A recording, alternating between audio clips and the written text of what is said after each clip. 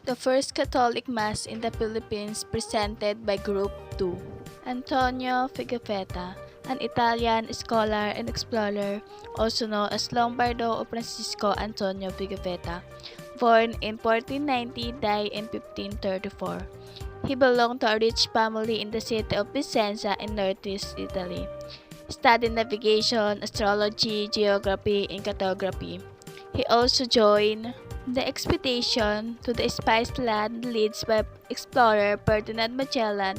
He was first documented Catholic Mass in the Philippines was on March 31, 1521, Eastern Sunday. First Catholic Mass in the Philippines was held on March 31, 1521, Eastern Sunday. It was said by Padre Pedro de Valderrama along the shore of what was referred to in the journal of Antonio Pigafetta as Misawa. Padre Pedro de Valderrama was an Augustinian friar and missionary from the Magellan Elcano first circumnavigation of the world. In the expedition, he was joined by two friars. The first one joined Juan de Cartagena Munity, then later Moron in the Patagena Desert along with Juan de Cartagena, and the second friar died on the voyage and did not make it to Southeast Asia. In the Philippines, Valderrama celebrated the first recorded Mass in baptized in 1521 in Masawa and Sugbo respectively. On Easter Sunday in 1521, Padre Pedro de Valderrama celebrated the first Catholic Mass in what is now the Philippines, especially on the island of Limasawa of southern Leyte. The date was 31 March, and the Spaniard prize was the expedition to the so-called East Indies, led by the Portuguese explorer Ferdinand Magellan. Padre Valderrama set up the improvised altar and officiated the Mass, which was attended by the shipmate of the host of the local tribal leader and inhabitants. On the same Easter Sunday afternoon, Magellan ordered his men to plant a large wooden cross on the top of the hill overlooking the sea. A few days later, the Magellan expedition moved on the island of Cebu on 14 April 1521. Padre Valderrama baptized the local tribal leader and around 800 Visayas natives to form the first Catholic community. When Ferdinand Magellan in his Europe cruise sailed from San Lucar de Barrameda for an expedition to search for spices. These explorers landed on the folly over their voyage from their proximate area. On March 28, 1521, while at sea, they saw a bonfire which turned out to be Masawa, where they anchored. The island souvenir ruler by Raja Suarjo. When Magellan and comrades set up foot on the ground of Masawa, he befriended the Raja together with his brother Raja Colombo of Putuan. In this day, it was customary among the indigenous in most Southeast Asia to sell friendship with Vlad Imfak. On investigation of Magellan, who had the Malayan term of the Kasi-Kasi, the new friend performed the ritual. This was the first recorded blood impact between Filipinos and Spaniards. Gifts were exchanged by two parties when the celebration has ended. First Mass. On March 31, 1521, on Easter Sunday, Magellan ordered a Mass to celebrate, which was officiated by Padre Pedro Valderrama, an Andalus chaplain of the fleet, the only priest then. Conducted near to the shore of the island, the first Holy Mass marked the birth of Roman Catholicism in the Philippines. Colombo and Sayago were the first native of the archipelago, which was not yet named Philippines until the expedition of Fray Lopez de Villarobos on 1543 to attend the Mass among their native inhabitants. March 31, 1521. In the afternoon of the same day, Magellan instructed his comrades to plant a large wooden cross on the top of the hill overlooking the sea.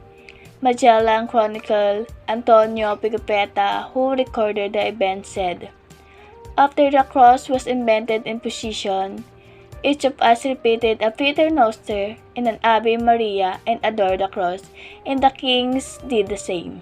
Magellan then took ownership of the island, where he had landed on the home of King Charles B, which he had named early on March 16, Archipelago de Saint Lazarus, because it was the date of descent when the Armada reached the archipelago. Today, this site is widely believed by many of Limasawa at the tip of southern Leyte, though it is contested by some who assert that the first mass was instead held at Masawa, Butuan. The evidence of Masawa rather than Limasawa are as follows. The name of the place. In the all primary sources, including a diary of Antonio Pigafetta, the Chronicle of Magellan Voyage, the name of the place was 3 syllables, Masawa or something close to it. Limasawa has 4 syllables and begin with another letter. The route from Homonhon. According to the primary records, again the expedition traveled 25 language from Homonhon, their first mass taking the west-southern course if they had been at Limasawa Island. The distance is only about 14.6 language on one half of that length. Moreover, the island of Limasawa is blocked from Homonhon by the tip of southern Leyte. The latitude position. Some of the primary sources locate the place at 9 north latitude and others at 9 2/3 degrees. The latitude position eliminate Limasawa because it was closer by 10 degrees and straighten the claim of Masawa, Butuan because it is exactly a 9 degrees. The route of Cebu. The route of Cebu taken by the explorer is almost exactly similar to the one now taken by motor vessel from Cebu to Butuan. The king of Masawa even guided the explorer to Cebu and act as their interpreter and intermediary when they met the king Cebu. On the contrary, there is no sea traffic from Masawa to Cebu then or now, and the distance of Cebu, according to Pigafetta, was 30 leagues, equivalent to 940 miles. If there were Limasawa that they come, the distance will only be 80 miles and the only half of the alleged distance traveled. The geographical picture. The following physical picture of the First Kingdom point to the Butuan rather than Limasawa are followed. The bonfire. The explorers were attracted to the light present the night before they came to shore. Now the name Masawa in Butuan precisely means bright, which could refer to the local costume of celebrating a harvest by cooking rice flakes and open fires. By contrast, there are no rice fields in Limasawa. Sa Balanghay, which was a prominent feature of the story of their stay in the First Kingdom.